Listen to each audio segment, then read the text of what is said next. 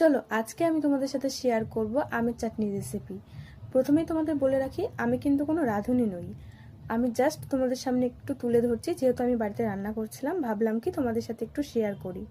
আর আমি তোমাদের সামনে তুলে ধরি ছোট ছোট ব্লগ, আর মাঝে মধ্যে বাড়িতে যদি ছোটোখাটো রান্না করি সেটা তুলে ধরি। যেমন কি আমের চাটনি করতে খুব বেশি সময় লাগে না, আর খুব ছোট, তাই ভাবলাম কি ভিডিওটা করে রাখি, তোমাদেরকে দেখাতে পারবো। তো প্রথমেই বলে রাখি, সংসার করতে গেলে এরকম ভিডিও করতে কিন্তু খুবই প্রবলেম হয়। যেমন আমি সংসার করি, রান্না বান্না করি, তারপরে কিন্তু আমার হয়ে ওঠে না ভিডিও করা, তাই আমি বেশি কিছু শেয়ার করতে পারি না। দেখো না, শুধুমাত্র আমের চাটনিটা করতে গিয়ে আমার প্রচুর টাইম চলে গেছিলো, খাওয়ার সময়টুকুও হয়নি। তবে যাই হোক, ভিডিও করতে আমার একটু আধটু ভালো লাগে, তাই করলাম। তো তোমাদের এই রেসিপিটা কেমন লাগলো আমাকে অবশ্যই কমেন্ট করে জানিও। এটা একটু ঝাল ঝাল বানিয়েছিলাম, যেহেতু ঝাল ঝাল খেতে খুব ভালোবাসি আর মিষ্টিটা কম খাই, তাই মিষ্টিটা কম দিয়েছিলাম।